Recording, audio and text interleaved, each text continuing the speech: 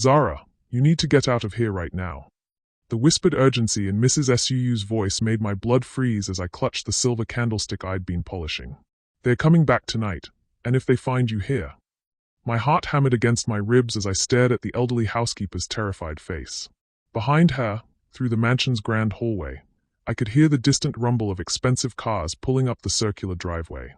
The Crescent Estate, the place that had been my sanctuary for 6 months, suddenly felt like a trap. What are you talking about? I whispered back, my Jamaican accent thickening with fear. Mrs. Suu, you're scaring me.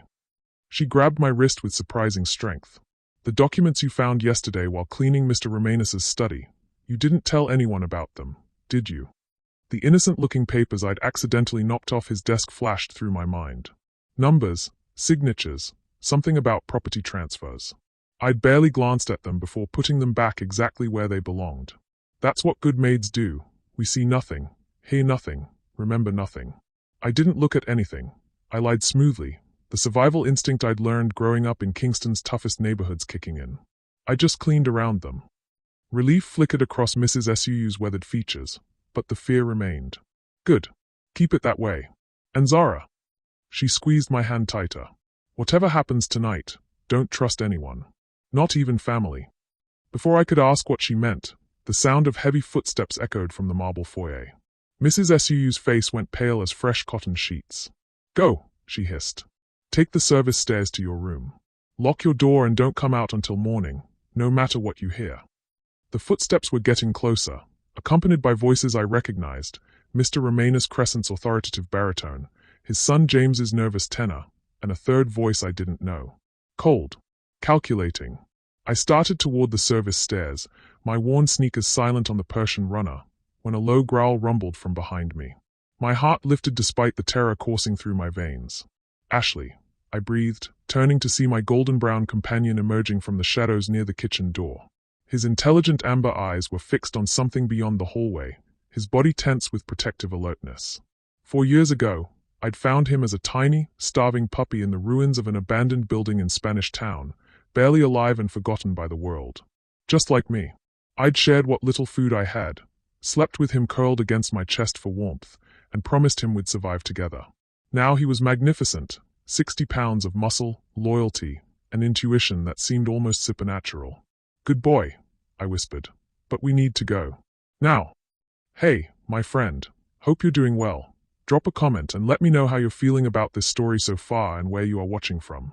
Some stories are too close to my heart to share on YouTube. I send those, along with little life lessons and surprises, to my email circle. If you'd like to be part of it, you can join with the link in the description. Ashley's growl deepened, and the hair along his spine stood up like a warning flag. That's when I heard it, the conversation drifting from the study. The girl has been here 6 months. If she's seen anything. The unfamiliar voice was discussing me like I was a problem to be solved. Zara's harmless. James Crescent's voice protested weakly. She barely speaks English well enough to understand complex. Don't underestimate her. Mr. Richards' voice cut through his son's defense like a blade. I've watched her. She's smarter than she pretends to be. Survivors always are. My chest tightened. I'd deliberately played up my accent, downplayed my education, made myself seem like just another poor immigrant girl grateful for any work. It was safer that way. But somehow, Mr. Richard had seen through the act. The question is, the stranger continued, how much does she actually know about our arrangement with the Weatherby Foundation? The Weatherby Foundation. The name hit me like a physical blow. I'd grown up hearing whispers about them in Kingston. Wealthy American investors who bought up properties in Jamaica after accidents befell the previous owners. Properties that later became luxury resorts while entire communities disappeared. She knows nothing, James insisted, but his voice cracked with uncertainty. For her sake, you'd better be right, the stranger replied. Because if Margaret Weatherby finds out there's a witness to what happened to the Montego Bay properties. Margaret Weatherby. The woman whose signature I'd seen on those documents yesterday. The papers that looked so innocent as I'd cleaned around them. Property transfers. Development rights. And dates that lined up perfectly with the news reports I'd seen about the mysterious fires that had displaced hundreds of families along Jamaica's north coast. My hands started shaking as the pieces clicked together like a horrible puzzle. The Crescent Estate wasn't just employing me. They were part of something that had destroyed lives. maybe even lives I knew. Ashley pressed against my leg, his warmth grounding me as the voices grew louder. "We stick to the plan," Mr. Richard declared. "The estate sale closes tomorrow. The Weatherby Foundation takes possession, and any complications from our previous operations get buried with the property transfer." "And the staff?" the stranger asked. "Most will be dismissed. As for the ones who might have seen too much." The pause that followed made my blood turn to ice. I started backing toward the service stairs, but Ashley suddenly went rigid beside me, his eyes locked on something I couldn't see. A low whine escaped his throat, not fear, but recognition. That's when I saw her. Mrs. Suu, creeping back down the hallway with tears streaming down her face and something clutched in her trembling hands. In the dim light, it took me a moment to recognize what she was carrying. A gun. But it wasn't pointed toward the study where the men's voices continued their sinister planning. It was pointed toward the front door, where more footsteps were approaching. Familiar footsteps that made Mrs. Suu's face crumble with betrayal. "I'm sorry, Zara," she whispered, so quietly I almost didn't hear her. "I thought I was protecting you, but I was protecting them instead." The front door opened with a soft click, and a figure stepped into the foyer. Someone Mrs. Suu clearly recognized. Someone she trusted enough to let into the estate after hours. Someone who made her realize that her decades of loyalty had been a lie. As the figure moved into the light, I saw a face that made my world tilt off its axis. It was someone I knew. Someone who wasn't supposed to be here. Someone whose presence meant that everything I thought I understood about my life, my job, and my safety was about to change forever. Because the person standing in that doorway, looking directly at me with eyes full of regret and resignation, was my own sister. The sister I thought had died in the fire that destroyed our neighborhood in Kingston 2 years ago. The sister whose death had driven me to accept any job, anywhere, just to escape the memories. The sister who was now walking toward me with the measured steps of someone who had been planning this moment for a very long time. "Kira." My voice cracked like I was 12 years old again, standing in the ashes of our burnt-out tenement building, screaming her name until my throat bled. My sister stepped fully into the light, and I saw how much 2 years of believing her dead had changed us both. Where I'd grown thin and cautious, jumping at shadows, she'd become poised and elegant. Her natural hair was straightened and styled perfectly. Her clothes were expensive, not Crescent Estate expensive, but far beyond anything a girl from Spanish Town should afford. "Hello, Zara." Her voice carried the same melody I'd dreamed about for 2 years, but underneath it was something cold I'd never heard before. "You look well." Ashley's growl intensified, and I realized he didn't recognize her. Dogs never forget a scent, which meant either this wasn't really my sister, or she'd changed so fundamentally that even her essence was different. "I thought you were dead," I whispered, my hand instinctively reaching for Ashley's solid warmth. "The fire, they said they found your body." "They found a body." Kira's eyes flicked to Mrs. Suu, who was still frozen by the hallway with tears streaming down her face. "It wasn't mine." The casual way she said it, like discussing the weather, made my stomach lurch. Whose body was it? For the first time, something human flickered across her features. Guilt, maybe. Or regret. A girl who couldn't swim. Who thought she was escaping to something better. The pieces started falling into place with sickening clarity. The fire in our neighborhood hadn't been an accident. It had been orchestrated. And somehow, my sister had not only known about it, she'd participated. "The Weatherby Foundation," I said, the words tasting like poison. "You work for them." "I work for survival," Kira corrected, stepping closer. "Just like I taught you to do." The memories flooded back, Kira, 3 years older and infinitely wiser, teaching me which tourists to approach for money, how to speak properly when the situation required it, how to disappear when authority figures came looking. She'd raised me after our parents died in a construction accident, keeping us alive through sheer determination and street intelligence. "You taught me to survive by helping people," I said, my voice gaining strength. "You taught me that loyalty mattered more than money. I taught you to be naive." The coldness in her voice was complete now. "And look where it got you. Cleaning toilets for people who see you as disposable." From the study, the voices grew louder. The men were finishing their meeting, which meant our time was running out. Mrs. Suu seemed to realize this too, because she finally moved, approaching us with hesitant steps. "Miss Kira," she said softly, "you promised me Zara wouldn't be hurt. You promised me she'd just be relocated, given a new job somewhere safe." Kira's laugh was bitter. Dear Mrs. SUU, 23 years of loyalty to the Crescent family, and you still believe their promises. I believed yours, Mrs. SUU whispered. The betrayal hit me like a physical blow. Mrs. SUU, the woman who'd shown me kindness when I'd arrived at the estate broken and desperate, who'd taught me proper table service while sharing stories of her own daughter back in Hong Kong, who'd slipped me extra food when she thought I was too thin, had been reporting on me to my own sister. How long? I asked, my voice barely audible. Mrs. SUU couldn't meet my eyes. Since the day you arrived. Miss Kira contacted me through the employment agency. She said you were troubled, that you needed watching. She said she was trying to protect you from making bad choices. Protect me. I stared at Kira, seeing a stranger wearing my sister's face. You let me grieve for you. You let me blame myself for not saving you from that fire. Do you know what that did to me? For a moment, Kira's mask slipped, and I saw a flash of the girl who used to braid my hair and sing lullabies when the gunshots outside got too close. I know, she said quietly. And I'm sorry. But Zara, you have to understand. This is bigger than our feelings. The Weatherby Foundation isn't just about profit. They're about progress. Development. Making something beautiful out of places that were dying anyway.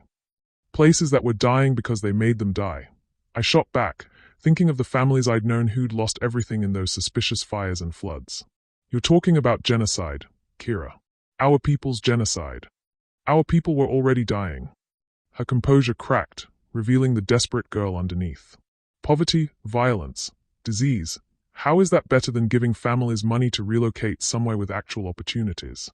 Because it was their choice to stay or go, I said, and for the first time in my life, I felt older than my sister. Because that land held their history, their ancestors, their identity.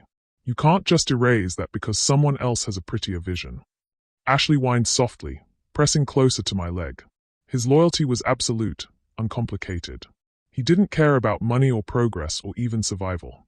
He cared about the person who'd shown him love when he had nothing. The contrast to my sister's conditional affection was stark and painful. It doesn't matter now, Kira said, her businesslike tone returning. The Montego Bay operations are complete. The Crescent Estate sale finalizes tomorrow. And you? She paused, studying my face. You're coming with me. There's a position waiting for you with the foundation. Real money, Zara. Enough to build whatever life you want.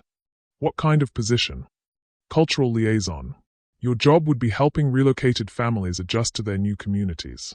Think of it as social work with better pay. The offer was tempting. More than tempting.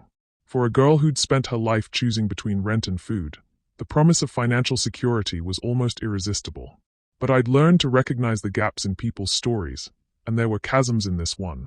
And if I say no? Kira's hesitation lasted only a moment, but it was enough. You won't say no. Mrs. SUU made a soft sound of distress. Miss Kira, you said. I said what I needed to say to secure your cooperation. Kira cut her off. Just like I'm saying what I need to say now. The study door opened, and the three men emerged. Mr. Richard Crescent looked unsurprised to see us standing there, which told me everything about how carefully this confrontation had been orchestrated. Miss Campbell, he said to Kira with cordial respect. I trust everything is proceeding according to plan. Small complications, Kira replied smoothly. Nothing I can't handle. Mr. Richard's gaze settled on me, and I saw calculation behind his polite smile. Zara, I want you to know that your service here has been exemplary. Mrs. SUU speaks very highly of your discretion and work ethic. Mrs. SUU flinched at the praise, understanding as I did that discretion was the quality that might save my life or condemn it. Thank you, sir, I managed. Your sister has spoken with me about your future, he continued. The opportunity she's describing is quite generous. I hope you'll consider it carefully. The stranger from the study appeared behind Mr. Richard, a thin man with silver hair and eyes like winter. When he looked at me, I felt like a specimen under a microscope. This is Dr. Harry Voss, Mr. Richard said. He's coordinating the transition process for the foundation. Dr. Voss extended his hand, and when I reluctantly shook it, his grip lingered too long. Miss Reed, your sister has told me fascinating things about your instincts, your ability to read people and situations. I pulled my hand free, understanding now why I was valuable to them. It wasn't my potential as a cultural liaison. It was my survival skills, my ability to spot deception, to earn trust, to navigate complex social dynamics. They wanted me to help them manipulate other families the way they'd manipulated mine. I need some time to think, I said carefully. Of course, Dr. Voss smiled. Take all the time you need. You have until morning. The implied deadline sent ice through my veins. Mrs. Suu made another small sound of distress, and I realized she understood the threat as clearly as I did. James Crescent finally spoke up from behind his father. Perhaps we should give them some privacy to discuss this family matter. His father's sharp look suggested this wasn't part of the plan, but Dr. Voss nodded agreeably. An excellent idea. Miss Campbell, you have 1 hour. The men retreated to the study, leaving the 4 of us in the hallway. Mrs. Suu was quietly crying now, the gun still clutched in her trembling hands. Ashley remained pressed against my leg, his warmth the only thing keeping me grounded. 1 hour, Kira said once the study door closed. That's more than I expected. More than you expected. I stared at her. Kira, what did you promise them? What happens if I don't agree? She looked away, and in that gesture, I saw the answer. I also saw the girl who used to check my homework by candlelight and promise me that someday would have enough money for electricity. The girl who'd stolen medicine when I had pneumonia and sat by my bedside for 3 days straight. There's something else, she said quietly. Something I haven't told you about the night of the fire. My heart stopped. What? I didn't just know it was coming, she whispered. I helped plan it. But Zara, I thought you were already gone. I thought you'd taken that housekeeping job in Ocho Rios like we discussed. When I found out you were still in the building, the world tilted. You came back for me. I tried to. Tears were flowing down her face now. But the fire spread too fast, and when I couldn't find you, I assumed. I hoped that maybe you'd escaped and were too ashamed to contact me. It wasn't until 6 months ago that I learned you'd survived. 6 months ago. The timeline clicked. When I started working here. I've been trying to find a way to extract you safely ever since. This position with the Foundation, it's real, Zara. And it's the only way I can protect you from what's coming. Mrs. Suu suddenly looked up from her tears. What's coming? Kira's face went pale. The estate sale isn't just about money. The Crescent family has been compromised for years. They owe the Foundation more than they can pay, so they are settling the debt by turning over anyone who might know about the Jamaica operations. Anyone like me, I said. Anyone like all of us, she corrected, glancing at Mrs. Suu. The Foundation doesn't leave loose ends. As if summoned by her words, Ashley's ears perked up, and he turned toward the front door with a low growl. In the distance, I could hear the sound of more vehicles approaching. They are not supposed to be here yet, Kira whispered, panic creeping into her voice. Mrs. Suu's grip tightened on the gun. Who's not supposed to be here yet? But I already knew. I could see it in my sister's terrified expression, in the way she was backing toward the service stairs like she was planning to run. The cleanup crew, I said quietly. You thought you had more time to get me out safely, but they moved up the timeline. Kira's nod was barely perceptible. Dr. Voss doesn't trust me anymore. He thinks I'm too emotionally compromised to handle this properly. The sound of car doors slamming echoed from outside. Multiple vehicles. Multiple people. Whatever was about to happen, they'd brought enough personnel to handle significant resistance. How many? Mrs. Suu asked, and I realized she was asking about survival odds, not headcount. Too many, Kira whispered. But there might be another way. The service tunnels that connect to the wine cellar, they lead to the old carriage house. If we can make it there. I interrupted. My sister looked at me with eyes full of regret and determination. I chose them over family once. I won't make that mistake again. In that moment, standing in the hallway of a mansion owned by people who saw us as disposable, listening to footsteps approach that might belong to our executioners, I felt something shift inside me. Not forgiveness, that would take time. But understanding. Kira had made terrible choices, but she'd made them from the same desperation that had driven me to take a job cleaning the homes of strangers. We'd both been trying to survive in a world that offered us no good options. The question now was whether we could survive long enough to find better ones. The front door opened with a soft click, and this time, the people entering weren't alone. The team that entered wasn't the cleanup crew I'd expected. Instead, 3 people in dark tactical gear moved with military precision through the foyer, their faces obscured by night vision equipment. Behind them walked a woman whose presence made the air itself seem colder. Margaret Weatherby. I'd seen her photograph in business magazines Mrs. SUU sometimes left in the staff room, always perfectly composed, silver-haired, with the kind of smile that never reached her eyes. In person, she was smaller than I'd imagined but somehow more terrifying. Power radiated from her like heat from a furnace. "Dr. Voss," she called toward the study, her voice carrying the authority of someone accustomed to absolute obedience. "I believe we need to discuss your timeline projections." Kira grabbed my arm, her nails digging through my sleeve. "This isn't supposed to be happening," she whispered. She wasn't supposed to come personally. Mrs. SUU had gone completely white, the gun trembling in her hands. "Miss Zara," she breathed. "My daughter, she's flying in from Hong Kong tomorrow for my retirement party. If something happens to me—" "Nothing's going to happen to you," I said automatically, then realized I was making promises I had no power to keep. But looking at this woman who'd shown me kindness, who'd been manipulated just as thoroughly as I had, I felt something crystallize inside me. A decision. The kind that changes everything. "Kira," I said quietly, "the service tunnels you mentioned. How far do they extend?" "All the way to the main road, if you know the right passages." "But Zara, you can't be thinking." "I'm not running." The words surprised me as much as they surprised her. "These people destroyed our neighborhood. They killed that girl whose body they used to fake your death. They are planning to eliminate everyone who knows what they've done. Someone has to stop them." "Someone like who?" Kira's voice cracked with desperation.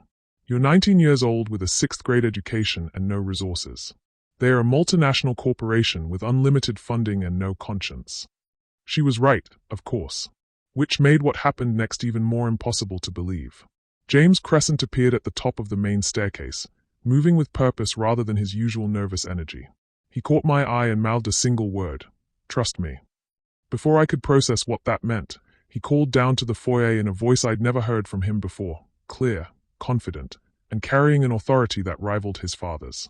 "Mrs. Weatherby, how unexpected. I wasn't aware you'd changed your arrival schedule." Margaret Weatherby's smile was sharp as a blade. "Plans change, Mr. Crescent. I'm sure you understand the importance of flexibility in our line of work." "Of course." James descended the stairs with measured steps, and I noticed he was carrying something in his left hand. A small device that looked like a phone but clearly wasn't. "I trust Dr. Voss has briefed you on the current status of our loose ends." The way he said loose ends, with just enough emphasis to make it clear he was referring to us, sent chills down my spine. But there was something in his eyes when he glanced our way. Not malice. Warning. Dr. Voss emerged from the study with Mr. Richard, both men looking distinctly uncomfortable with Margaret Weatherby's unexpected presence. "The situation is well in hand," Dr. Voss said smoothly. "Miss Campbell has successfully established contact with her sister, and we anticipate full cooperation within the hour." Cooperation. Margaret Weatherby's tone made the word sound like a disease. "How delightfully optimistic of you, Doctor." She turned her attention to us for the first time, her gaze moving from Kira to Mrs. SUU to me with clinical interest. When her eyes met mine, I felt like she was cataloging my weaknesses for future use. "Miss Reed," she said pleasantly, "I've heard fascinating things about your survival instincts. Tell me, what do those instincts tell you about your current situation?" The question felt like a test. Answer wrong, and things would go badly for all of us. But what was the right answer when dealing with someone who'd built her fortune on other people's suffering? "They tell me," I said carefully, "that you're someone who values useful people and eliminates useless ones." Her smile widened. "Precisely. And which category do you believe you fall into?" Before I could answer, Ashley made the decision for me. He stepped forward, positioning himself between Margaret Weatherby and me, his hackles raised and his growl deepening to a sound I'd never heard from him before. Not the warning growl he'd used earlier, but something primal and dangerous. "Interesting," Margaret Weatherby murmured, studying my dog with the same clinical interest she'd shown me. "He doesn't like me at all." "Dogs are excellent judges of character, don't you think?" "Usually," I agreed, my hand moving to rest on Ashley's head. His muscles were coiled like springs under my palm. "Mr. Crescent," Margaret Weatherby said without taking her eyes off Ashley, "I believe your son was about to demonstrate something for us." James held up the device in his hand, and I realized it was some kind of recording equipment. "Actually, Mrs. Weatherby, I think there's something you should hear first." He pressed a button, and suddenly the foyer filled with voices. Familiar voices. The conversation we'd all just had in the hallway, playing back with crystal clarity. "The cleanup crew," my own voice said from the speakers. "You thought you had more time to get me out safely, but they moved up the timeline." Kira's response followed. "Dr. Voss doesn't trust me anymore. He thinks I'm too emotionally compromised to handle this properly." Margaret Weatherby's expression didn't change, but something shifted in the air around her. The 3 tactical team members behind her tensed almost imperceptibly. "How long have you been recording, Mr. Crescent?" she asked conversationally. "Since I installed the system 3 months ago," James replied. "Every conversation in this house. Every meeting. Every phone call." The implications hit like a physical blow. Not just tonight's conversations, but everything. All the planning for the Montego Bay operations. All the discussions about property acquisition and family elimination. All the evidence of a conspiracy that spanned years and crossed international borders. "Why?" Dr. Voss demanded, his composure finally cracking. "James, your family is part of this operation. You're implicated in everything we've done." "My family is blackmailed into this operation," James corrected, his voice carrying pain I'd never suspected existed. "Has been ever since you people discovered my father's gambling debts and offered him a choice between bankruptcy and cooperation." Mr. Richard looked stricken. "Son, you don't understand the full situation." "I understand enough." James's gaze found mine across the foyer. "I understand that good people are dying for bad reasons. I understand that my family's financial problems don't justify genocide. And I understand that sometimes you have to choose between survival and conscience." The moment stretched taut as a wire, everyone frozen in place while the implications of James's revelation settled over us. Then Margaret Weatherby laughed. "How refreshingly naive," she said. "Mr. Crescent, do you truly believe that recording our conversations gives you leverage? Do you think the authorities you might contact aren't already in our pocket?" "I think," James said steadily, "that the right recordings in the right hands can bring down empires. And I think those recordings are already in motion." He pressed another button on the device, and this time, instead of playback, a small red light began blinking. "Not recording now. Transmitting. The beauty of modern technology," James continued, "is that information moves faster than people. While we've been having this conversation, copies of every relevant recording have been uploading to multiple secure servers, with automatic distribution protocols already in motion." Margaret Weatherby's composure finally cracked. "You have no idea what you've done." "I've done what I should have done months ago," James replied. "I've chosen a side." The tactical team members reached for their weapons, but Ashley was faster. He launched himself across the foyer with the speed and power of a projectile, his teeth finding the wrist of the closest operative before anyone could react. The man's gun clattered to the marble floor as he screamed. Chaos erupted. Mrs. Suu finally found her courage and raised her own weapon, though her hands were shaking too badly to aim effectively. Kira grabbed my arm and tried to pull me toward the service stairs, but I found myself moving in the opposite direction, toward James, who was backing up the main staircase while Dr. Voss and Mr. Richard shouted conflicting orders. "The device," I called to him, my survival instincts screaming that whatever was on that recording equipment was the key to everything. "Can you duplicate it?" "Already done," he called back, tossing me a small flash drive. "But Zara, you need to get out of here. Now." Ashley had released the first operative and was now facing off against the other 2, his protective instincts in full control. Blood dripped from his muzzle, but his stance said he wasn't backing down. "I'm not leaving him," I said, and realized I wasn't just talking about my dog. James's eyes met mine, and in that moment, something passed between us that had nothing to do with the crisis swirling around us and everything to do with recognition. He'd spent months watching me clean his family's house, and I'd spent months watching him struggle with choices that had no good answers. We'd both been prisoners in our own ways. "Then we leave together," he said simply. Margaret Weatherby's voice cut through the chaos like a blade. "Enough." Everyone froze. She was holding a gun now, not pointing it at any of us specifically, but making it clear that the situation had escalated beyond negotiation. "Dr. Voss," she said calmly, "how long before the transmission Mr. Crescent initiated can be traced and intercepted?" 15 minutes, if we act quickly," Dr. Voss replied, sweat beading on his forehead. "Then we have 15 minutes to contain this situation." Her gaze swept over all of us. "Mrs. Suu, lower your weapon. Miss Campbell, step away from your sister.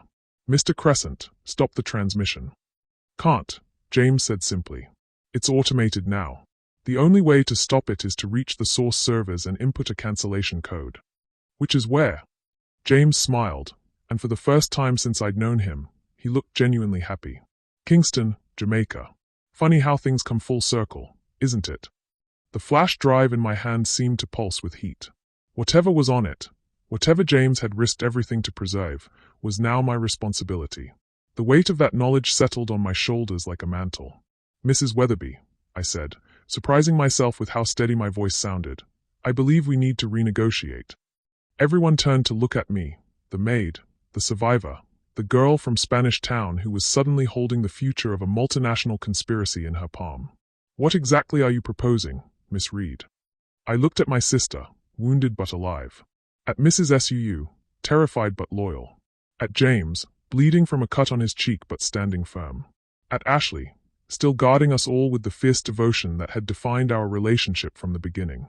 I'm proposing, I said, that you let us walk out of here. All of us. And in exchange, maybe that cancellation code doesn't have to stay lost forever.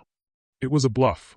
I had no idea if there really was a cancellation code or if James had just bought us time with clever words. But Margaret Weatherby didn't know that either. Interesting, she said. And what guarantee do I have that you'll honor such an agreement? The same guarantee I have that you will, I replied. None. But we're all intelligent people. I think we can find a solution that serves everyone's interests. For a moment, the foyer was silent except for the sound of Ashley's heavy breathing and the distant tick of an antique clock. Then Margaret Weatherby did something I didn't expect. She lowered her gun. Very well, Miss Reed. Let's negotiate.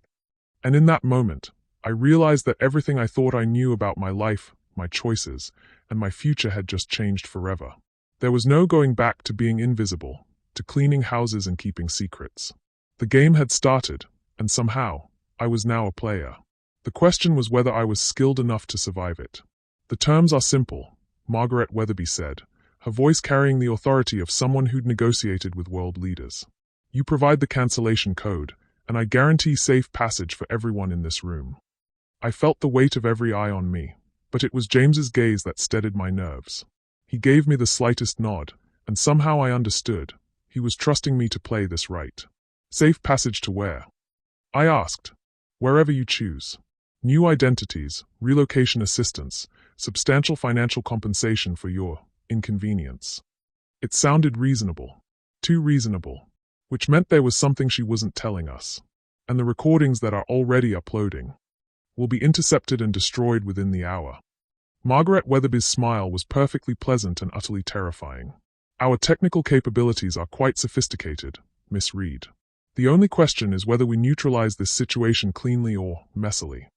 Mrs. Suu made a soft whimpering sound, and I realized she was thinking about her daughter's flight tomorrow. About all the reasons she had to live. I need to discuss this with my people, I said, surprised by how natural the words felt. My people. When had I started thinking of myself as someone who had people to protect? Of course. You have 5 minutes. James started down the stairs toward us, but one of Margaret Weatherby's operatives, the one Ashley hadn't bitten, raised his weapon. Mr. Crescent stays where he is, Margaret Weatherby said calmly. Insurance against hasty decisions. The separation felt intentional, designed to keep us from coordinating our response. But as James met my eyes across the foyer, I realized we didn't need words to communicate. Months of existing in the same space, of careful observation and unspoken understanding, had created a connection that transcended the current crisis. He mouthed something that looked like trust yourself, then deliberately shifted his position so he was blocking the operative's clear line of sight to us. Zara, Kira whispered urgently, we should take the deal. This isn't our fight. It became our fight the moment they decided we were disposable, I whispered back. Besides, you really think she's going to let us walk away? We know too much. Mrs. Suu nodded shakily. Miss Zara is right. I've worked for wealthy families my whole life. When they offer you everything, it's because they are planning to give you nothing. Then what's the alternative? Kira demanded. We can't fight them. We don't have resources, connections, or... We have something better, I interrupted, my hand moving to the flash drive in my pocket. We have the truth. And we have people who care about us. As if summoned by my words, Ashley pressed against my leg, his warmth reminding me that loyalty didn't require complicated calculations. He'd chosen to protect us, and that choice was absolute. "Time's up," Margaret Weatherby called. I took a deep breath and stepped forward. "We accept your offer, with one modification." "Which is?" "We want to verify the cancellation code works before we leave. Send someone to Kingston to input it, let us confirm the uploads have stopped, and then we'll walk away." Margaret Weatherby's expression didn't change, but something flickered behind her eyes. Calculation. And something else that made my stomach clench. "I'm afraid that's not possible," she said smoothly. "The code must be input within the next 10 minutes, or the automatic distribution becomes irreversible." "Then we have a problem," I replied, "because I don't have the code." The silence that followed was deafening. Every face in the foyer turned toward James, who was still standing halfway up the staircase with blood trickling from his cheek. "Neither do I," he said calmly. Dr. Voss stepped forward, his composure finally cracking completely. "James, this is not the time for games. Tell them where the code is." "I can't tell them what I don't know," James replied. "The system was designed with safeguards. The code generates randomly every time a transmission starts. The only way to retrieve it is through biometric authentication at the source location." "Whose biometrics?" Margaret Weatherby's voice had gone deadly quiet. James looked directly at me. "Mine and Zara's. Both required, within 15 minutes of initial transmission, or the system locks permanently." The implications hit like a sledgehammer. He'd designed it so that we'd have to work together, so that neither of us could be coerced separately. But it also meant, "We have to go to Kingston," I said, understanding flooding through me. "Both of us. Tonight." "Impossible," Dr. Voss snapped. "The private jet is being serviced, and commercial flights." "There's a helicopter on the estate," James interrupted. "Flight time to Kingston is 40 minutes. We could make it." Margaret Weatherby studied us both with the intensity of a predator evaluating prey. "How convenient that the solution requires exactly what you want. Escape from this estate with your evidence intact." "The evidence that's already uploading," I pointed out. "Whether we stop it or not, some of it's already out there. The question is whether you want to limit the damage or let it spread unchecked." For the first time since arriving, Margaret Weatherby looked genuinely uncertain. Behind her, the tactical team members were exchanging glances that suggested they weren't comfortable with the direction this was heading. "Mrs. Weatherby," one of them said quietly, "perhaps we should consider alternative containment strategies." The phrase alternative containment strategies sent ice through my veins. I didn't need a translation to understand what he meant. "Dr. Voss," Margaret Weatherby said slowly, "how confident are you in Mr. Crescent's technical specifications?" "Extremely confident," Dr. Voss replied. "James designed most of our digital security protocols. If he says the system requires dual authentication, then it does. And if we simply eliminate the problem at the source."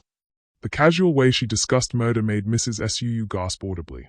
Kira moved closer to me, her earlier coldness replaced by protective instinct.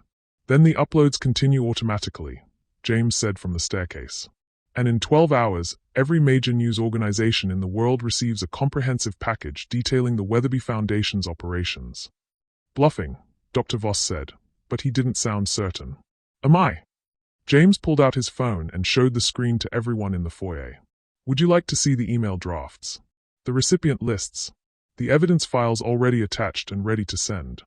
Margaret Weatherby was quiet for a long moment, and I could practically see her calculating odds and options. When she finally spoke, her voice carried the weight of irrevocable decision. "Very well. Dr. Voss, prepare the helicopter. Miss Reed, Mr. Crescent, you have your trip to Kingston. But understand this, you will be accompanied by my security team, and any attempt at deception will result in immediate consequences for everyone you've left behind." Her gaze shifted to Mrs. Suu and Kira. "Consider them collateral for your good behavior. The trap was perfectly designed. We'd get our chance to reach the source location, but only under heavy guard, and only with the knowledge that any betrayal would cost the lives of people we cared about. How do we know you'll honor the agreement once we input the code?" I asked. "You don't," Margaret Weatherby replied honestly. "Just as I don't know whether you'll actually input it or attempt some clever sabotage. We're all operating on faith now, Miss Reed. The question is whether your faith is strong enough to risk the lives of your sister and Mrs. Suu." James started down the stairs again, and this time, no one stopped him. As he approached, I caught the scent of his cologne mixed with adrenaline and something else, determination that matched my own. "We need to talk," he said quietly when he reached me. Privately. Margaret Weatherby nodded toward the study. 2 minutes. My team will be watching. James led me into the room where this nightmare had begun, closing the door behind us. The moment we were alone, he grabbed my hands. Zara, listen to me carefully. The system I described, it's real, but it's not the only safeguard I built. What do you mean? There's a secondary protocol. If we input the cancellation code, yes, it stops the uploads. But there's also a way to accelerate them, to dump everything immediately to multiple news sources. My heart started racing. How? Instead of inputting the cancellation code, we input a different sequence. One that looks like we're complying but actually triggers a massive data release. And then, his hands tightened on mine. And then we run. Fast and far, because once that information goes public, every government agency and criminal organization connected to the Weatherby Foundation will be hunting us. The magnitude of what he was proposing hit me like a physical blow. James, if we do that, Mrs. Suu and Kira will be safer than if we comply, he interrupted. Because once the truth is public, Margaret Weatherby's priority shifts from covering up evidence to damage control. Eliminating witnesses becomes counterproductive when the witnesses are already public figures. It made sense, but it also required a level of trust that terrified me. Trust that his technical expertise was accurate. Trust that his understanding of Margaret Weatherby's psychology was correct. Trust that we could execute a plan that required split-second timing and perfect coordination. There's something else, he said, his voice dropping even lower. Something I haven't told anyone. What? The Weatherby Foundation's operations in Jamaica, they weren't random. They were targeting specific properties for a reason. What reason? Mineral rights. Specifically, rare earth deposits that are crucial for renewable energy technology. The families they displaced weren't just in the way of development. They were sitting on billions of dollars worth of resources they didn't even know existed. The scope of the conspiracy expanded in my mind like a cancer. Not just property development, but resource theft on a massive scale. Families had died not for progress, but for corporate greed dressed up as environmental responsibility. How do you know this? Because my father's gambling debts weren't really gambling debts, James said quietly. They were bribes. Payments for geological surveys and mineral assessments. The Weatherby Foundation has been planning this for years, using local officials and business leaders to map resource deposits and identify acquisition targets. Your father has been trapped in this just like everyone else, James finished. The debts were manufactured to ensure his compliance. They've been blackmailing him for 3 years. A knock on the study door interrupted us. Time's up, Dr. Voss called. James squeezed my hands one more time. Whatever you decide, I'm with you. But Zara, think about what kind of world we're choosing to live in. One where people like Margaret Weatherby win because good people are too afraid to fight back, or one where sometimes, someone stands up and says enough. The choice he was offering wasn't just about survival. It was about identity. About who I wanted to be when this was over, assuming we lived through it. We returned to the foyer, where Margaret Weatherby was waiting with barely concealed impatience. I trust your private consultation was productive. Very, I said, and meant it. Excellent. Dr. Voss has confirmed the helicopter is ready. You'll be accompanied by my security team, of course. As we moved toward the estate's side exit that led to the helicopter pad, I caught Kira's eye. My sister looked terrified but determined, and I realized she understood that whatever happened next would define not just our futures, but our relationship. Be careful, she whispered as I passed. Be strong, I whispered back. Mrs. Suu reached out and squeezed my hand. Miss Zara, whatever you do, know that you gave an old woman hope. That matters more than you know. Ashley fell into step beside me as we walked toward the door, his presence a reminder that loyalty and love existed even in the darkest moments. He'd followed me this far, and he'd follow me wherever this led. The helicopter's rotors were already spinning when we reached the landing pad, the sound making conversation impossible. As James and I were escorted aboard by 2 of Margaret Weatherby's operatives, I caught a glimpse of the estate's windows, where lights were being systematically extinguished. They were erasing evidence, preparing for whatever came next. The helicopter lifted off into the Jamaica night, carrying us toward a confrontation that would determine not just our fate, but the fate of everyone we'd left behind. Through the window, I could see Kingston's lights growing larger, and beyond them, the dark waters of the Caribbean. Somewhere down there was the truth about what had happened to my neighborhood, my people, my life. And somewhere in the data streams flowing through fiber optic cables was the power to expose that truth to the world. The question was whether James and I were brave enough to use it. As the helicopter banked toward Kingston, James reached over and took my hand. Not romantically, but like a partner. An ally. Someone who'd chosen the same impossible path I had. "Ready?" he asked, his voice barely audible over the rotor noise. I thought about Mrs. Su's daughter flying in tomorrow, expecting to find her mother safe and happy. I thought about the families displaced by the fires, starting over in places that would never feel like home. I thought about the girl whose body had been used to fake Kira's death, whose name I didn't even know. "Ready," I said. And for the first time since this nightmare began, I actually meant it. The helicopter touched down at a private airfield outside Kingston, the rotors still spinning as we were hustled across the tarmac toward a waiting convoy of black SUVs. The humid Jamaica air hit my skin like a familiar embrace, carrying scents of sea salt and tropical flowers that belonged to a life I'd thought I'd left behind forever. "The server location is downtown," James said as we were pushed into the back seat of the lead vehicle, near the old Kingston Harbor District. One of Margaret Weatherby's operatives, a cold-eyed woman who'd introduced herself only as Agent Parks, slid in beside us. "You have exactly 8 minutes remaining before the system locks permanently. I suggest we move quickly." As our convoy raced through Kingston's nighttime streets, I found myself gripping James's hand tighter than necessary. The familiarity of these roads, these buildings, these sounds was overwhelming. This was my city, my home, and somehow it had become the stage for a confrontation that would determine everything. There, James pointed to a modest office building nestled between a computer repair shop and a roti restaurant. "Third floor." The building looked innocuous enough, but as we approached, I noticed details that didn't fit. Security cameras that were too sophisticated for the neighborhood. Windows that were tinted darker than the others around them. A discreet satellite dish on the roof. "Interesting location choice," Agent Parks observed. "Very local." "That was the point," James replied. "Hidden in plain sight." We were escorted up narrow stairs that creaked with each step, past offices that looked abandoned until you noticed the subtle signs of recent use. Fresh paint around door frames. New locks. The faint hum of expensive electronics behind closed doors. The third floor was a single open space that had been converted into a sophisticated data center. Banks of servers lined the walls, their LED displays blinking like Christmas lights. In the center of the room sat a single computer terminal with 2 biometric scanners. "Impressive," Agent Parks said, though her tone suggested she wasn't entirely surprised. "Mr. Crescent, you've been busy."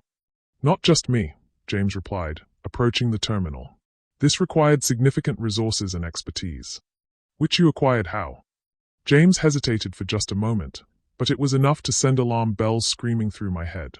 "Private investors who believe in transparency." Agent Parks smiled, and it was the most terrifying expression I'd ever seen. "Private investors. How interesting." She pulled out a small device and spoke into it quietly. I couldn't make out the words, but James went rigid beside me. "What is it?" I asked. "Nothing," he said quickly. "We just need to hurry." But something was wrong. The way Agent Parks was watching us, the way James's hands were shaking as he approached the biometric scanner, the way the entire setup felt too convenient, too perfect. "James," I said slowly, "who exactly helped you build this system?" "Does it matter right now?" he snapped, his composure cracking. "We have less than 5 minutes. Agent Parks checked her watch. "Actually, Mr. Crescent, I believe we have all the time in the world." The bottom dropped out of my stomach. "What do you mean?" "I mean," Agent Parks said pleasantly, "that the countdown was never real. Just like the uploads were never real. Just like this entire rescue operation was never real." James closed his eyes, and in that gesture, I saw the truth I'd been too trusting to recognize earlier. "You're working with them," I whispered. "It's not that simple," he said, but he wouldn't meet my eyes. "It's exactly that simple." Agent Parks moved to one of the server banks and input a code. The screens changed, displaying not upload progress or system diagnostics, but surveillance footage. Footage of me. Dozens of feeds showing me working at the estate, walking through Kingston, even sleeping in my small room. "You see, Miss Reed, you've been under observation much longer than you realize. In fact, your employment at the Crescent Estate was orchestrated." The room tilted around me. "What?" "The employment agency that placed you, the references that got you hired, even the circumstances that led you to apply for the position, all carefully arranged. My legs gave out, and I sank into a nearby chair. Why? Because, my dear, you're not just some random girl from Spanish Town. You're Zara Reed, daughter of Jacob Reed. The name hit me like a physical blow. My father's name, which I'd never heard spoken by a stranger, which I'd thought was lost to history along with his life. How do you know my father's name? Agent Parks pulled out a tablet and showed me a photograph I'd never seen before. My father, younger than I remembered him, standing next to a woman in a business suit. The woman looked familiar, though it took me a moment to place her. Margaret Weatherby. 20 years younger, but unmistakably her.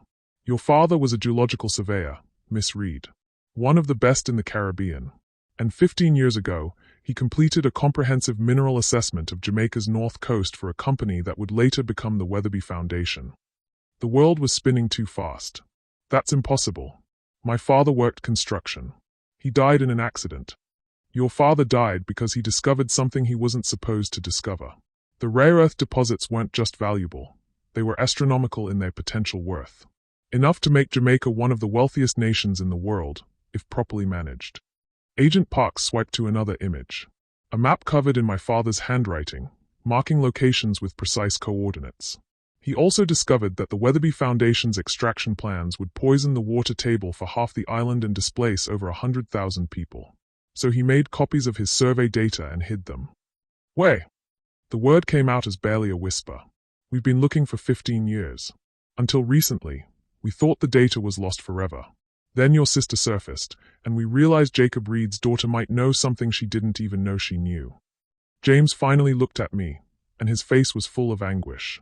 Zara, I never wanted it to happen this way. What way? But even as I asked, the pieces were falling into place with horrible clarity. The employment at the estate was designed to get you close to the Crescent family records. We thought your father might have hidden the survey data and legal documents, property transfers, anything connected to the original land deals. But that's not why you're really here, Agent Parks continued smoothly. You see, we've recently learned that your father didn't hide the data in documents. He hid it in a much more elegant location. She gestured to the server banks around us. This facility was built on the exact coordinates of your childhood home. The home that was destroyed in that construction accident that killed your parents. The floor beneath my feet suddenly felt significant. Sacred. Violated. The data is here, I said, understanding flooding through me like ice water. In the foundation. In the basement. That's why you needed me here. Specifically, we needed you here with the biometric access James mentioned. Because your father was paranoid enough to design a security system that requires biological confirmation from his next of kin. Agent Parks moved to what I'd thought was a decorative panel in the wall and pressed her palm against it. It slid away, revealing an elevator. The real server room is below us, Miss Reed. Built into the reinforced basement your father constructed. The basement that survived the building's destruction because it was designed to protect something infinitely more valuable than your family's possessions. The betrayal was complete now. Not just James, but the entire narrative I'd built around my life. I wasn't a survivor of random tragedy. I was the daughter of a man who'd been murdered for inconvenient knowledge, and I'd been manipulated into completing his work. How long have you known? I asked James, my voice steady despite the devastation ripping through me. Since the day you were hired, he admitted. But Zara, you have to believe me, I fought against this. I tried to find other ways to access the data. I never wanted to involve you. Yet here we are. Here we are, Agent Parks agreed cheerfully. And now, Miss Reed, we're going to go downstairs, and you're going to help us unlock your father's legacy. Because the alternative is that your sister and Mrs. Suu pay the price for your non-cooperation. As if summoned by her words, her radio crackled to life. A voice I recognized as Dr. Voss came through clearly, package secured. Both subjects in custody and awaiting instructions. Kira and Mrs. Suu. They had them. You see, Agent Parks said, everyone you care about is now collateral for your good behavior, including Mr. Crescent here, who has served his purpose but remains useful as motivation. The casual way she discussed using people as leverage made my hands clench into fists. But what could I do? I was outnumbered, outgunned, and surrounded by the wreckage of everything I'd thought was true about my life. There's one thing I don't understand, I said, stalling for time while my mind raced through possibilities. If you've known about this location for 15 years, why didn't you just excavate it? Why the elaborate manipulation? Agent Parks smiled. Because your father was cleverer than we initially realized.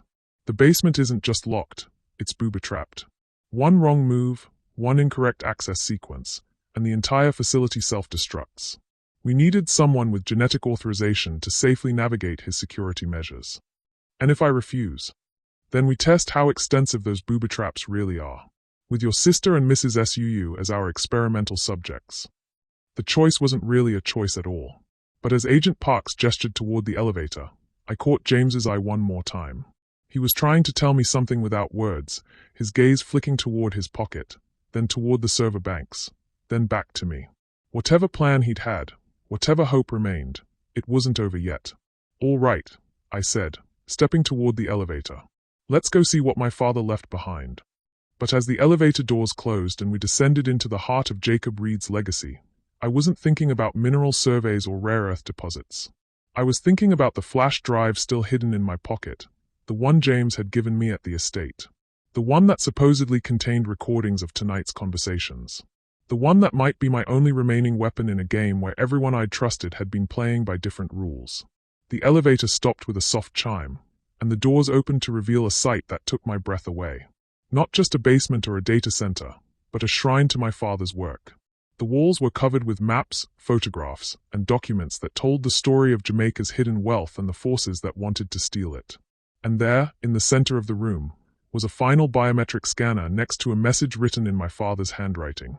For Zara, when she's old enough to choose justice over survival. The choice I never got to make. Agent Park's smile was triumphant. How touching. Now, Miss Reed, please place your hand on the scanner and let's finish what your father started. But as I approached the scanner, I realized that my father had left me more than just data.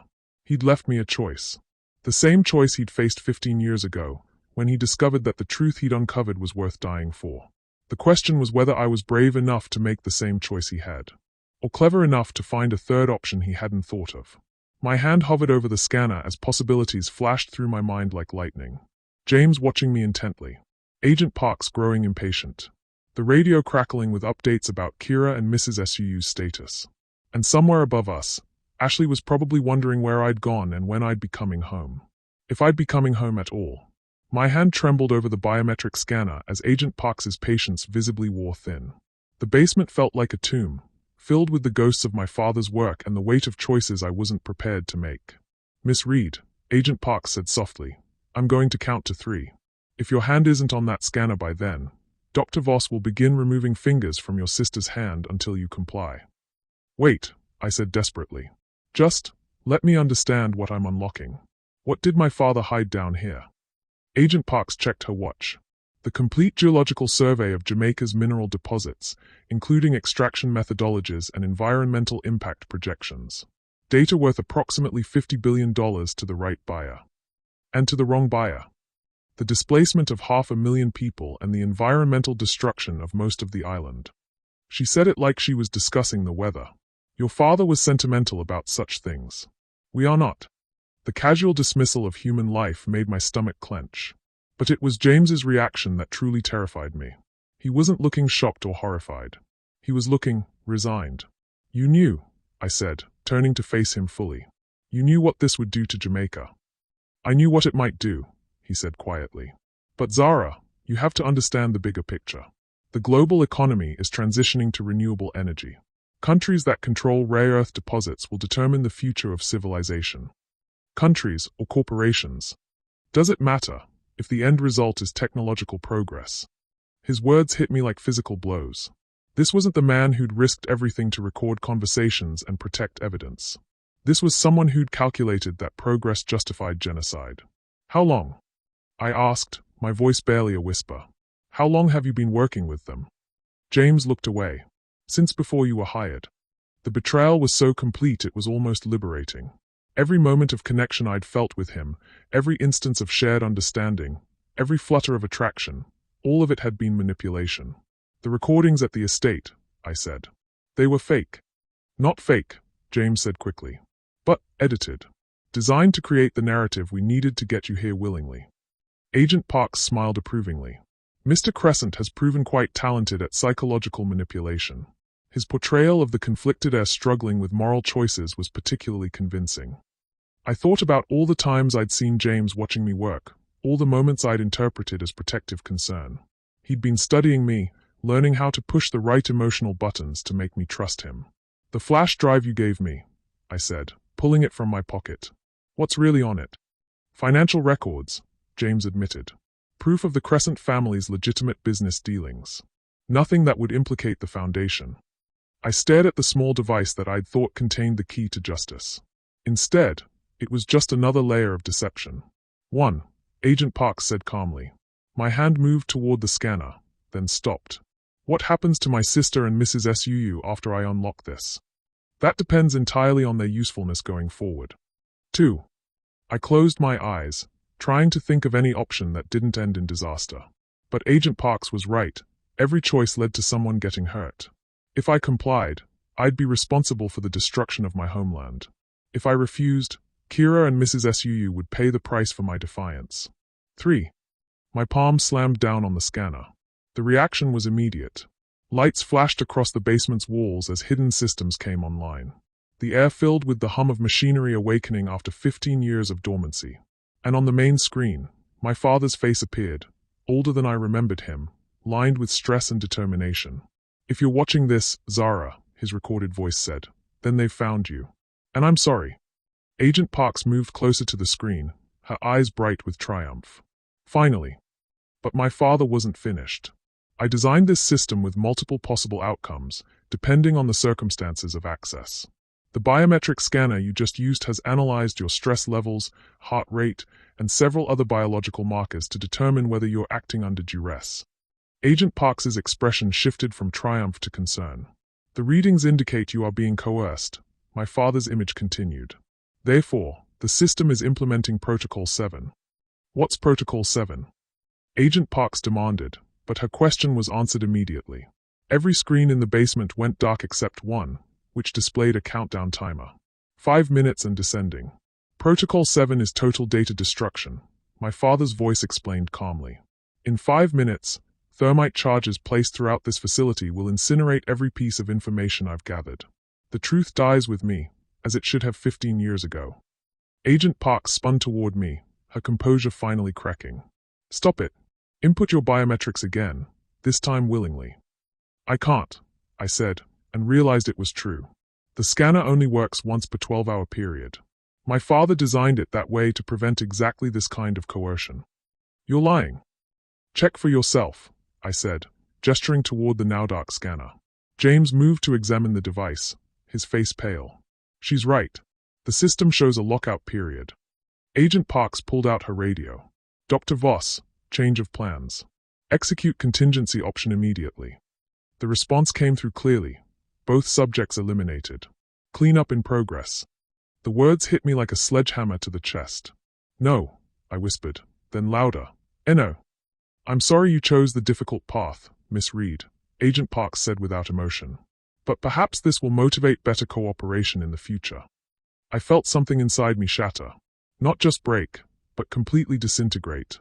Kira, with all her flaws and betrayals, was still my sister. Mrs. Suu, who'd shown me kindness in a world that offered little, had died because I'd been too proud to compromise. "You killed them," I said, my voice hollow. "You killed them," Agent Parks corrected, "by choosing defiance over cooperation." The countdown timer showed 4 minutes and 30 seconds. Around us, the basement systems were already beginning to heat up as the thermite charges prepared to activate. "There has to be another way to access the data," James said desperately. "Emergency protocols, backup systems." "There are," my father's recorded voice said, as if responding to James's question. "But they require unanimous consent from all surviving members of the Reed family bloodline." Agent Parks turned back to me with renewed hope. "Your sister is dead," I finished flatly. "Which means I'm the only surviving member. Cousins, aunts, uncles." I shook my head. My father was an only child. My mother's family died in Hurricane Gilbert when I was young. It's just me. The timer showed 4 minutes. "Then we leave," Agent Parks decided. "The data may be lost, but we can salvage the operation. Find other sources, other methods." "No," I said, and the word came out with surprising strength. We don't leave. Both Agent Parks and James stared at me. Miss Reed, Agent Parks said carefully, the thermite charges will incinerate this entire building. If we don't evacuate, then we burn with the truth, I interrupted. My father died protecting this information. My sister died because I tried to preserve it. Mrs. Suu died because she got caught in the middle of it. If the truth dies today, it dies with all of us. You're being irrational, James said, moving toward me. Zara, think about this logically. Your death won't bring them back. My life won't bring them back either, I replied. But my death can ensure that their deaths meant something. Agent Parks drew her weapon. You're coming with us, Miss Reed. One way or another. Shoot me, I said simply. Go ahead. But understand that the moment you do, any chance of recovering this data disappears forever.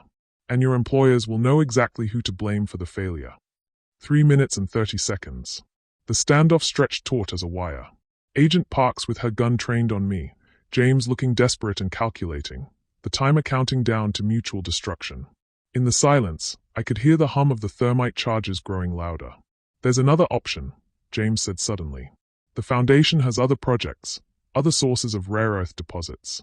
They don't need Jamaica specifically. Agent Parks laughed bitterly. Mr. Crescent, you clearly don't understand the scope of what we're dealing with. The Jamaican deposits aren't just valuable, they are strategically essential.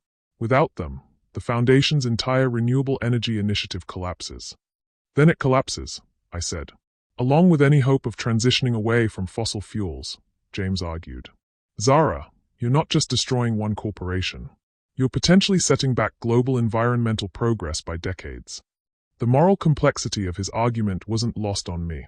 But I thought about my neighborhood in Spanish Town, about the families displaced by suspicious fires, about the girl whose body had been used to fake Kira's death.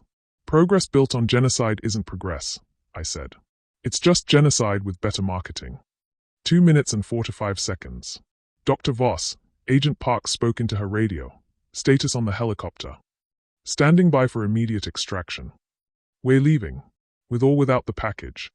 But as she moved toward the elevator, the lights suddenly went out. Emergency lighting kicked in a moment later, bathing everything in an eerie red glow. That's not supposed to happen, James said, his voice tight with worry. The main screen flickered back to life, showing my father's face again. But this time, his expression was different. Sadder, but also somehow proud. If you're seeing this message, Zara, he said, then you've chosen justice over survival. The same choice I should have made 15 years ago. What's happening? Agent Parks demanded. Protocol 8, my father's voice explained. Total facility lockdown. The elevator is disabled, the exits are sealed, and the thermite charges are now on an accelerated countdown. The timer jumped from 2 minutes and 45 seconds to 1 minute and 30 seconds. But Papa, I whispered to the screen, I don't want to die. As if he could hear me across 15 years of separation, my father's recorded image seemed to look directly at me. I know, baby girl. But sometimes, the only way to save the future is to sacrifice the present. Your choice has triggered one final protocol, a data burst transmission that will send everything to news organizations worldwide. The truth will survive, even if we don't. Agent Parks was frantically working on the elevator controls, but nothing was responding. James had moved to the sealed entrance, pushing futilely against doors that wouldn't budge. 1 minute and 15 seconds. I'm sorry, I said to the empty air, thinking of Ashley waiting for me to come home, of the life I'd barely begun to live, of all the possibilities that would die with me in this basement tomb. But I wasn't sorry about my choice. As the seconds ticked away, I felt something I hadn't expected: peace. My father's legacy would survive. The truth would emerge. And maybe, somewhere in the future, other people would make better choices because of what happened here tonight. 55 seconds. James stopped struggling with the exit and turned to look at me. For the first time since this nightmare began, his expression held no calculation, no manipulation. Just regret. For what it's worth, he said quietly, I did care about you. That part wasn't an act. I studied his face, looking for deception and finding none. I know, I said. That's what makes it so tragic. 40 seconds. Agent Parks had given up on the elevator and was now speaking rapidly into her radio, probably trying to arrange some kind of external rescue. But we all knew there wasn't enough time. My father would have liked you, I told James. Before you chose the wrong side. Maybe in another life, he replied. I would have chosen better. 25 seconds. The thermite charges began to glow, visible through vents in the walls. The air was getting noticeably warmer. 15 seconds. I closed my eyes and thought about Ashley, hoping someone would take care of him. I thought about Mrs. Su's daughter, flying in tomorrow to find only grief. I thought about my father, and whether I'd chosen the path he would have wanted me to take. 10 seconds. The last thing I heard before the world exploded into light and heat was the sound of my father's voice, one final message from beyond the grave. I'm proud of you, Zara. Welcome home. The world exploded into light and heat, and then, silence. I expected death. I expected pain. Instead, I found myself lying on cold concrete, coughing smoke from my lungs but very much alive. The basement was filled with acrid white smoke, but the walls were intact. The thermite charges hadn't detonated. Emergency protocols overridden, my father's voice said through speakers I hadn't noticed before. Live subject authentication confirmed. Welcome home, Zara. I struggled to sit up, my ears ringing from what I now realized had been flashbang grenades, not explosives.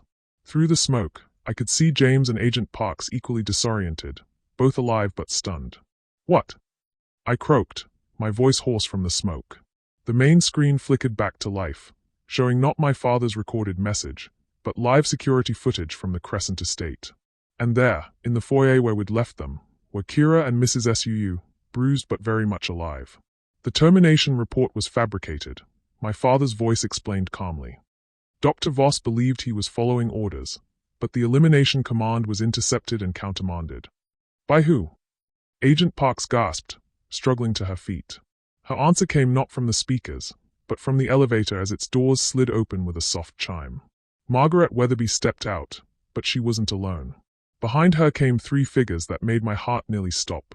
Ashley bounded into the smoke-filled basement like a golden missile, his powerful frame moving with purpose and precision. But it wasn't just his presence that shocked me, it was who was with him. A tall, dark-skinned man in his 50s whose face I recognized from old photographs. A man who was supposed to be dead. My father. Hello, baby girl, Jacob Reed said, his voice exactly as I remembered it but lined with 15 years of carefully controlled emotion. I'm sorry it took so long to bring you home. The basement spun around me. Nothing made sense. Everyone who was supposed to be dead was alive. Everyone I'd trusted was a stranger. And somehow, impossibly, my dog had found his way from the estate to Kingston to rescue me. This is impossible, James whispered, echoing my thoughts. Not impossible, my father said, kneeling beside me as Ashley pressed his warm bulk against my side. Just carefully orchestrated. You see, son, you weren't the only one recording conversations at the Crescent estate. He gestured toward Ashley, and for the first time, I noticed the small device attached to his collar. Not a name tag, but sophisticated recording equipment. For 4 years, Ashley has been my eyes and ears, documenting everything that happened around my daughter. Every conversation, every threat, every moment of her life since I had to give her up. Give me up. The words felt foreign in my mouth. The construction accident that supposedly killed your mother and me was real, Zara. But we didn't die. We were extracted by people who believed in protecting the truth rather than burying it. Margaret Weatherby stepped forward, and for the first time since I'd met her, she looked genuinely human. Your father came to us 15 years ago with evidence of a conspiracy that threatened not just Jamaica, but the entire global transition to renewable energy. The Weatherby Foundation you've been fighting isn't the real Weatherby Foundation. What do you mean? I mean, my father said gently, that the organization trying to steal Jamaica's resources has been using our name, our reputation, and our legitimate environmental work as a cover for resource theft and murder. Agent Parks was backing toward the far wall, her hand moving toward her weapon, but she froze as armed figures emerged from concealed positions around the basement. Dr. Parks, Margaret Weatherby said coolly. Or should I say Dr. Helena Voss? Yes, we know who you really are. Dr. Harry Voss's daughter and co-conspirator in one of the most sophisticated corporate impersonation schemes in modern history. The woman I'd known as Agent Parks straightened, her mask of professional competence falling away to reveal something much more dangerous underneath. You have no idea what you're interfering with, she said.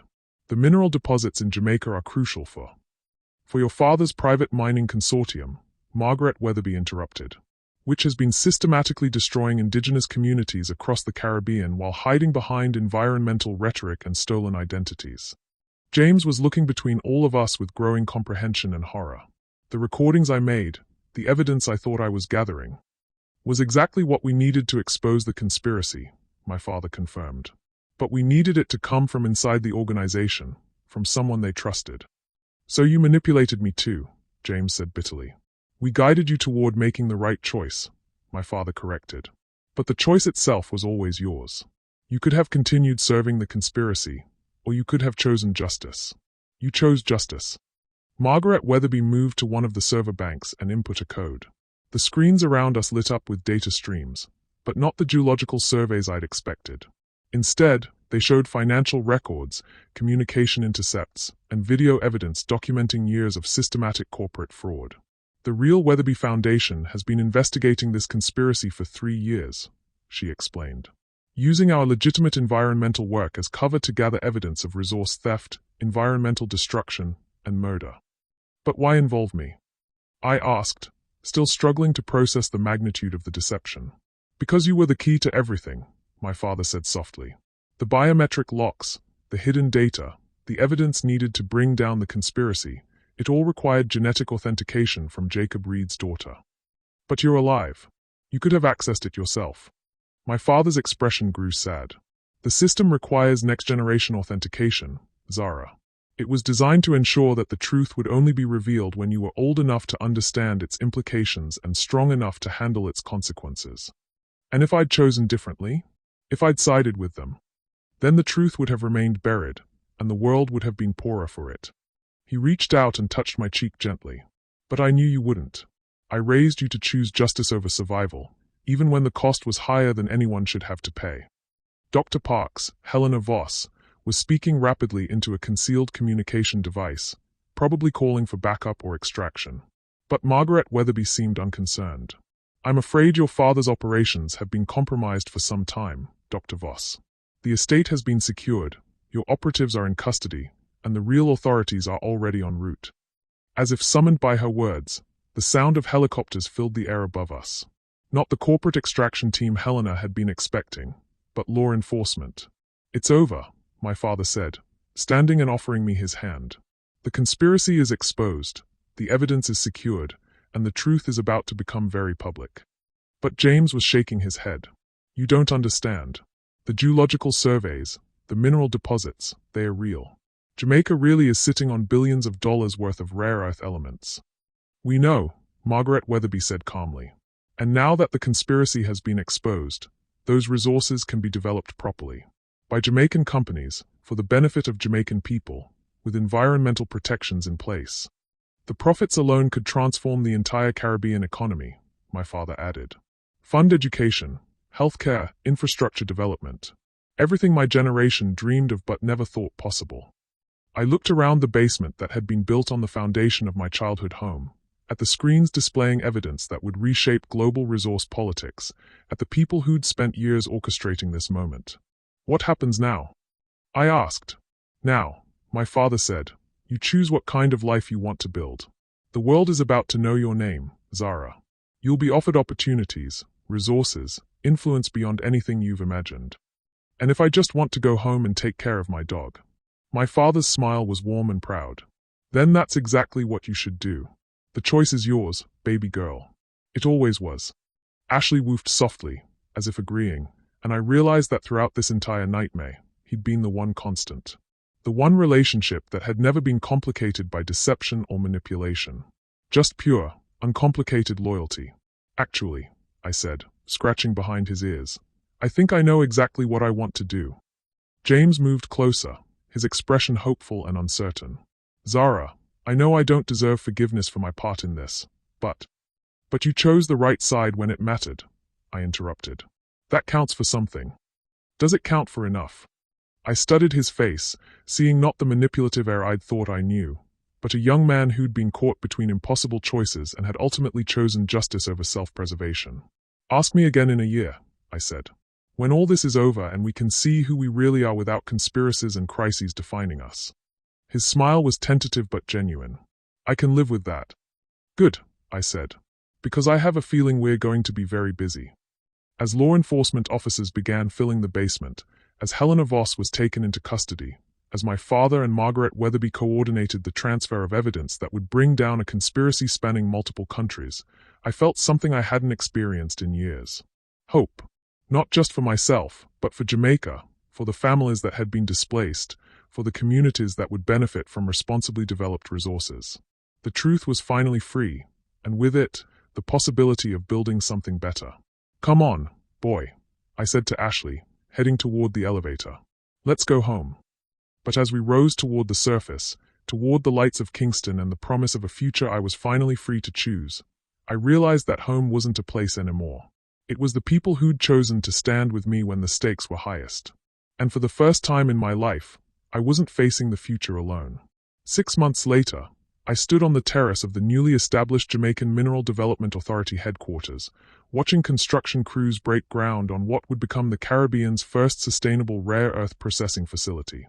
The view stretched across Kingston Harbor to the Blue Mountains beyond, encompassing a landscape that was about to become the foundation of Jamaica's economic transformation. "Penny for your thoughts," James said, joining me at the railing with 2 cups of Blue Mountain coffee. I accepted the cup gratefully, inhaling the rich aroma that reminded me of home. Just thinking about how different everything is now. Different how? I gestured toward the construction site below, where Jamaican engineers worked alongside international experts to design a facility that would extract resources while protecting the environment. 6 months ago, I was cleaning toilets. Now I'm supposedly a key stakeholder in a multi-billion-dollar development project. "You're more than a stakeholder," James said seriously. "You're the reason any of this is possible." The morning sun caught the engagement ring on my left hand, a simple band made from Jamaican gold that James had given me 3 weeks earlier, after 6 months of proving that our relationship could survive in the absence of life-threatening crises. "We're the reason," I corrected. "All of us together." Through the floor-to-ceiling windows behind us, I could see the bustling activity of the authority's offices. Mrs. Suu, now serving as Director of Community Relations, was meeting with representatives from the families that would be returning to their ancestral lands that were now worth more than anyone had ever imagined. Kira was coordinating with international environmental groups to ensure that development proceeded according to the strictest ecological standards. My father emerged from his office, carrying a tablet and wearing the expression of someone dealing with complex logistical challenges. As the authority's chief technical advisor, he'd been working 18-hour days to ensure that Jamaica's mineral wealth would be developed responsibly. "Zara," he called, "we need you in the boardroom. The UN delegation is arriving early." I sighed and set down my coffee. Duty calls. But as we headed inside, Ashley raised his head from his favorite spot by the window and gave me a look that stopped me cold. It was the same look he'd given me 6 months ago in the Crescent Estate foyer, alert, intelligent, and somehow communicating information I wasn't quite grasping. "What is it, boy?" I asked, kneeling beside him. That's when I noticed something I'd never seen before. The recording device on his collar, which I'd assumed was just sophisticated surveillance equipment, was displaying a pattern of lights I didn't recognize. "Dad," I called, "what does this mean?" My father paused in the doorway, his expression shifting from business-focused to something more complex. "What does what mean?" I pointed to Ashley's collar. "These lights. They are different from before." James moved closer, studying the device with growing fascination. "Those aren't random patterns. That's binary code." "Binary code for what?" My father exchanged a glance with James that made my stomach clench. After 6 months of rebuilding trust, I'd learned to recognize when important information was being withheld. "Dad," I said firmly, "what aren't you telling me?" He sighed and closed the office door behind him.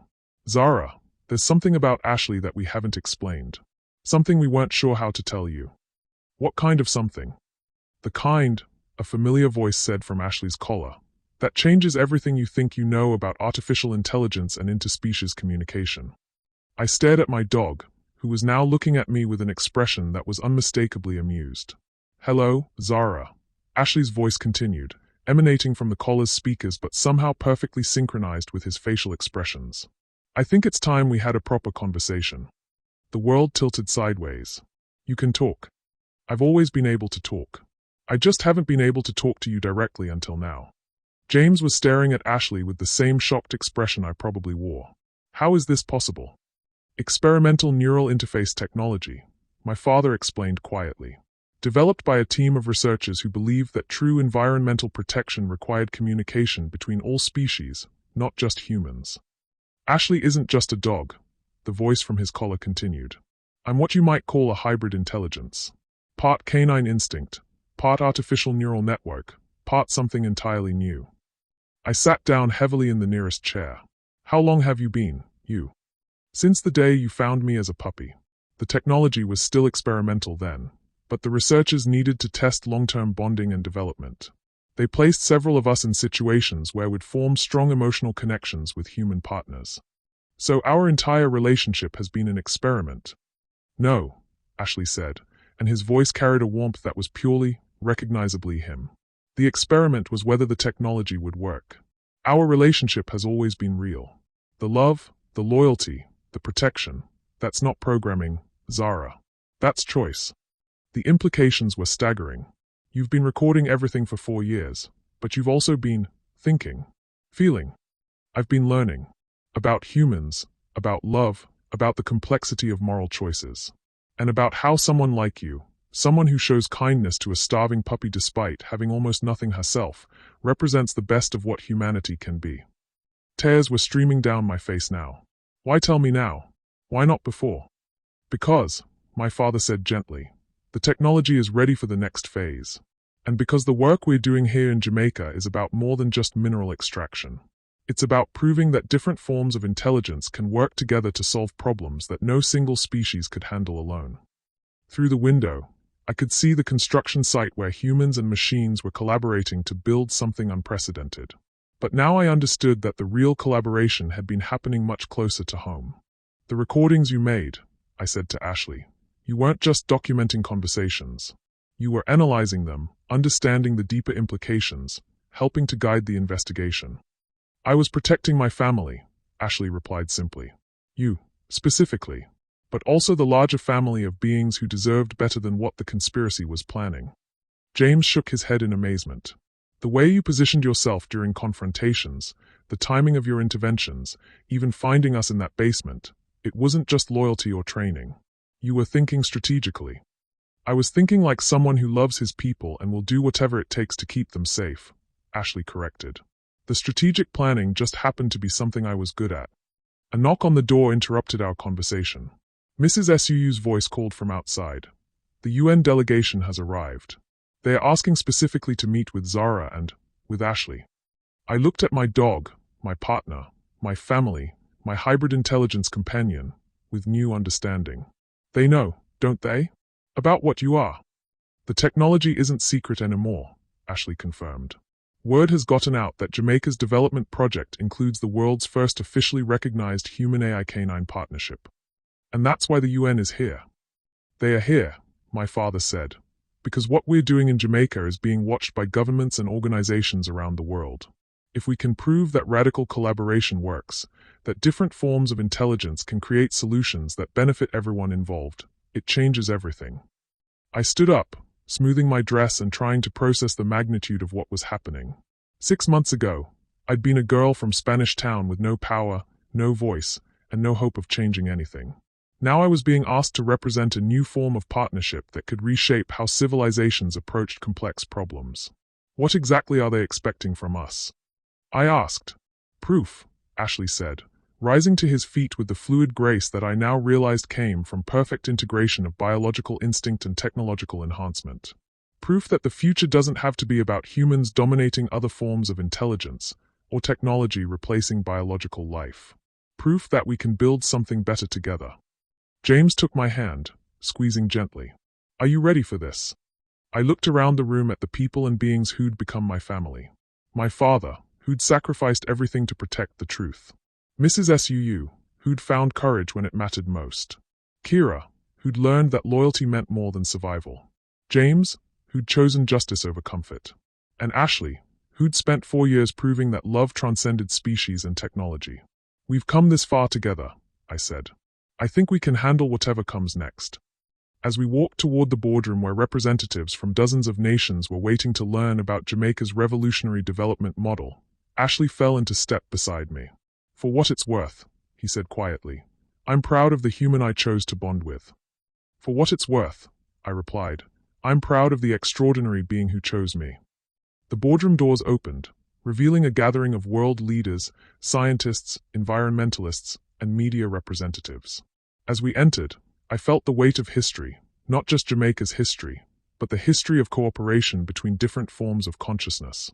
Ladies and gentlemen, the UN Secretary-General said, rising to greet us, may I present the partnership that's going to change how we think about sustainable development, artificial intelligence, and the future of human civilization. As cameras flashed and hands were extended in greeting, I realized that the scared girl who'd cleaned houses to survive was gone forever. In her place stood someone who'd learned that true power came not from wealth or position, but from the relationships we build and the choices we make when everything is on the line. And beside me, tail wagging with unmistakable pride, stood living proof that the most important relationships sometimes come in the most unexpected packages. The future was about to begin. And for the first time in my life, I couldn't wait to see what we would build together. 2 years later, I stood in the same foyer of the Crescent Estate where this journey had begun, but everything had changed. The mansion had been converted into the Jamaica Heritage and Development Institute, and the marble floors that once echoed with whispered conspiracies now rang with the laughter of children learning about their island's history and future. Zara, you need to get out of here right now. The voice belonged to Mrs. Suu, but unlike that terrifying night 2 years ago, she was smiling as she approached with a clipboard and an expression of mock sternness. The wedding coordinator is looking for you, she continued, her eyes twinkling. Something about final dress adjustments and flower arrangements. I laughed, smoothing the simple white dress I'd chosen for today's ceremony. Tell her I'll be there in 5 minutes. I just needed a moment to remember. Remember what, dear? How different everything is now. Mrs. Suu's smile softened. Your parents would be so proud, you know. Both of them. Through the estate's windows, I could see the grounds transformed into a celebration space. Hundreds of guests were gathering, families who'd returned to reclaimed lands, international colleagues working on sustainable development projects, and friends from every chapter of my life. But it was the sight of my father teaching a group of children about geology while Ashley demonstrated his hybrid intelligence capabilities that made my heart swell with joy. Miss Zara, Mrs. Suu said gently, your sister is looking for you too. She said something about a tradition involving borrowed earrings. I found Kira in what used to be the estate's master suite, now converted into a community meeting space. She was wearing a beautiful blue dress that complemented her role as my maid of honor, but more importantly, she wore an expression of genuine happiness that had taken 2 years to fully develop. There you are, she said, turning from the mirror where she'd been adjusting her own appearance. I was beginning to think you'd gotten cold feet. About marrying James? Never. About doing it in front of half the Caribbean diplomatic corps? Maybe a little. Kira laughed and moved to embrace me, careful not to wrinkle my dress. Do you remember what I told you that night in the hallway? About choosing survival over principles. I remember. I was wrong. About everything. Principles aren't a luxury for people who can afford them. They are the foundation that makes survival worthwhile. The transformation in my sister had been one of the most beautiful parts of these past 2 years. Working with displaced families, helping them reclaim their lands and build sustainable communities, had reconnected her with the values our parents had instilled in us as children. Speaking of foundations, Kira said, producing a small jewelry box, these belong to Mama. Dad kept them all these years, hoping someday. Inside the box were delicate gold earrings set with small emeralds, stones that had been mined in Jamaica generations ago by ancestors whose names we'd never know but whose legacy lived on in the land we were now protecting. Something borrowed, something old, I whispered, putting them on. Something that connects you to all the women who came before and all who will come after, Kira added, her voice thick with emotion. A gentle knock on the door interrupted us. James peeked in, looking handsome in his traditional Jamaican wedding shirt but nervous enough to make me smile. I know I'm not supposed to see the bride before the ceremony, he said, but there's someone here who insists on seeing you first. Margaret Weatherby entered behind him, but she wasn't alone. With her was an elderly woman whose face I recognized from photographs but had never expected to meet. Zara, Margaret said warmly, I'd like you to meet Dr. Sarah Karras. She was your father's research partner before the conspiracy forced them apart. Dr. Karras stepped forward with a warm smile. My day, I've been waiting 15 years to meet Jacob Reed's daughter. And I have something that belongs to you. She handed me a leather journal filled with my father's handwriting, not geological surveys or technical data, but personal thoughts, hopes for the future, and letters he'd written to me during the years we were separated. He gave this to me for safekeeping, Dr. Karras explained, with instructions to return it on your wedding day. He said it contained the most important research he'd ever done, his observations about love, family, and what makes life worth living. I clutched the journal to my chest, feeling the weight of my father's love across all the years of separation and uncertainty. There's one more thing, Margaret Weatherby said, producing an official-looking document. The UN Environmental Council has approved the Jamaica model for sustainable development. 5 other Caribbean nations have requested assistance implementing similar programs, and the technology partnership you've pioneered with Ashley is being studied by research institutions worldwide. What does that mean? I asked. It means, James said, taking my hand, that what we built together is becoming the blueprint for how humans and artificial intelligence can collaborate to solve environmental challenges globally. The implications were staggering. What had started as a desperate attempt to survive a conspiracy had become a model for international cooperation and technological integration. But enough about changing the world, Kira said with mock seriousness. You have a wedding to attend. 20 minutes later, I walked down an aisle lined with hibiscus flowers and filled with people who represented every part of my journey.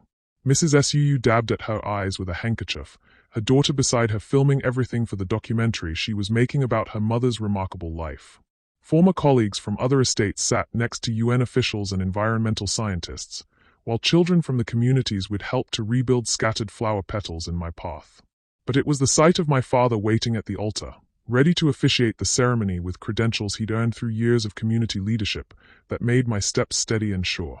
Ashley walked beside me as both ring-bearer and best man, the device on his collar now openly displaying his hybrid status to a world that had learned to celebrate rather than fear the collaboration between different forms of intelligence.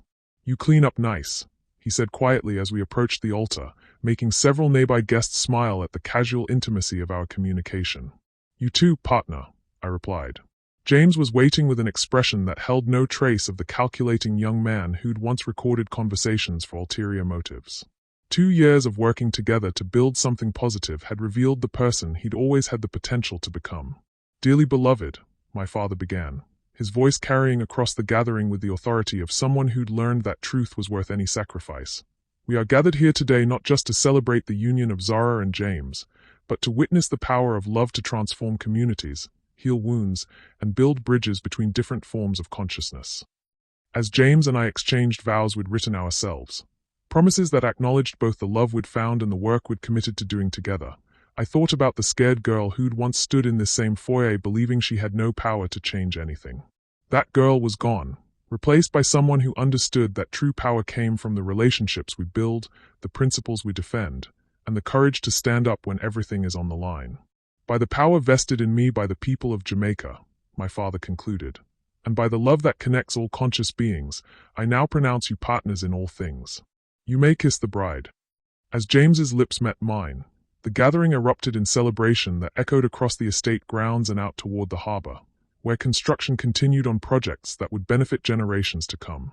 Later, as the sun set over Kingston Harbor and the reception continued under stars that seemed brighter than I remembered, I stood with my husband, my family, and my hybrid intelligence companion, looking out over a landscape that held both history and possibility.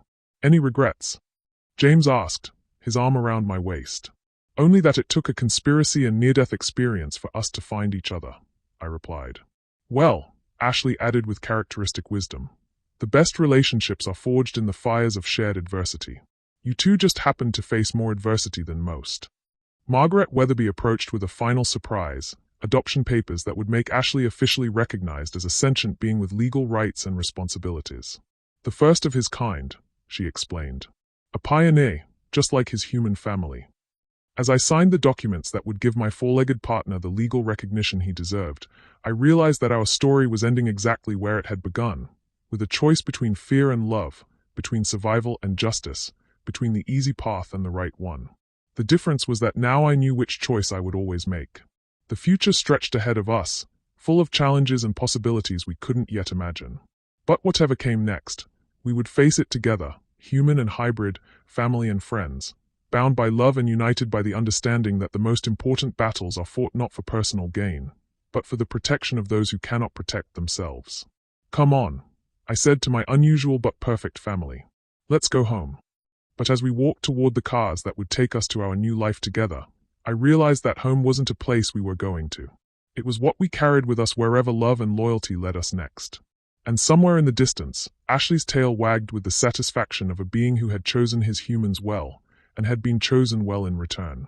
What did this story teach you about the power of loyalty, love, and choosing justice over survival? Drop your thoughts in the comments and subscribe for more stories that will change how you see the world.